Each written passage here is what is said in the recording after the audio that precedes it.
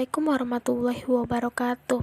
Perkenalkan, nama saya Delsa Nafila, NIM 2018-017177, kelas 5A3. Saya membuat video ini dalam rangka memenuhi tugas teori pasar modal. Di sini saya akan menganalisis tentang industri jamu dan farmasi Sido Muncul Tbk. Data rasio perusahaan subsektor barang konsumsi. Saya akan menganalisis perusahaan secara kuantitatif. Di sini, saya mengambil beberapa saham untuk menjadi bahan perbandingannya. Ada saham Sido atau Industri Jamu dan Farmasi Sido Muncul Tbk, ada saham DLTA atau Delta Jakarta Tbk, ada saham MRAT atau Mustika Ratu Tbk, ada saham GGRM atau Gudang Garam Tbk. Untuk membandingkan perusahaan yang satu subsektor ini, saya menggunakan 5 rasio. Yang pertama, ROE atau Return on Equity. Semakin besar maka semakin baik. Yang kedua, DER atau Debt Equity Ratio. Rasio ini semakin kecil maka semakin baik. Ketiga, ada PER, Price Earning Ratio. Keempat, ada PBVR, Price Book Value Ratio. Kegunaan dua rasio ini untuk mengevaluasi harga sahamnya, maka semakin kecil harga saham semakin baik pula. Kelima, ada dividend yield. Rasio ini semakin besar semakin baik, sama seperti ROE tadi. Ini adalah analisis rankingnya. Di sini saya hanya menggunakan dua saham, yaitu PT Sido dan PT GGRM. Return on Equity, PT Sido mendapatkan posisi pertama dan GGRM di posisi kedua.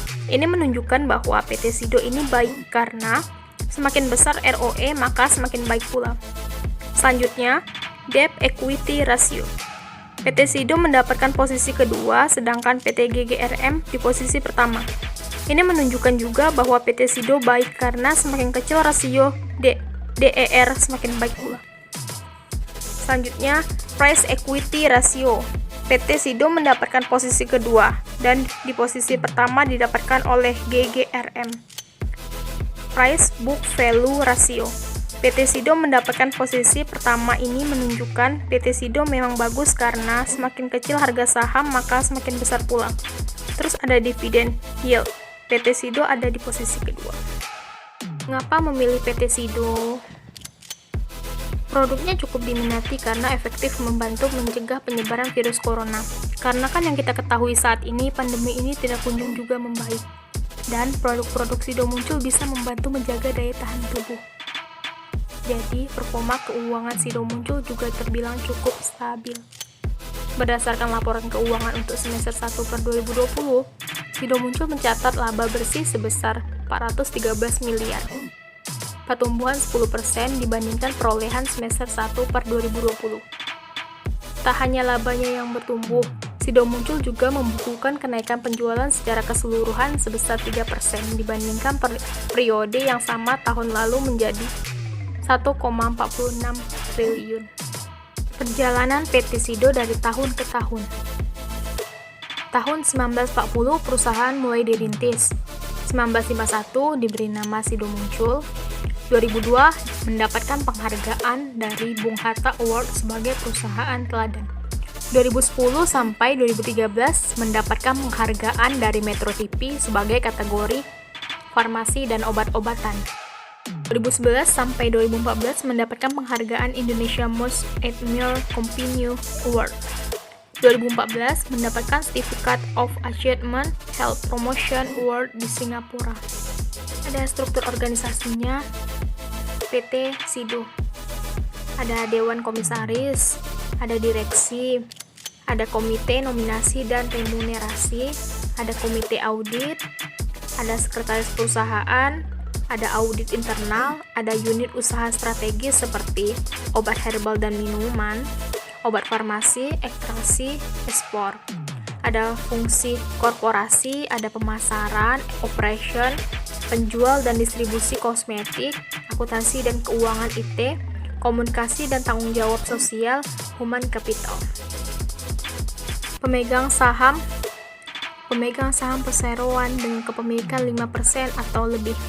Nama pemegang saham PT Hotel Candi Baru dengan kepemilikan 81,00%. Jumlah pemegang saham perseroan berdasarkan klasifikasi lokal dan asing.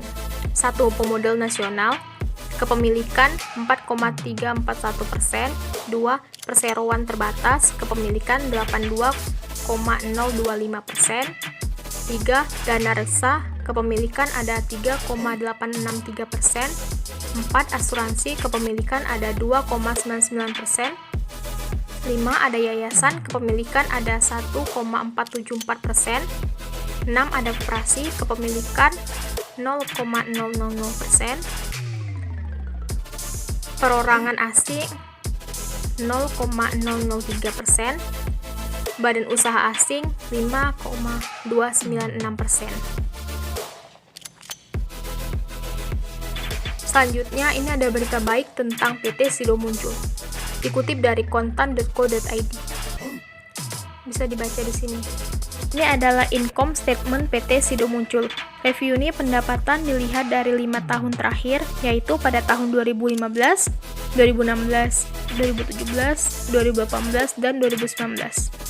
Pendapatan Sido terus menaik. Pada 2020 masih di Q3 karena tahun 2020 belum selesai.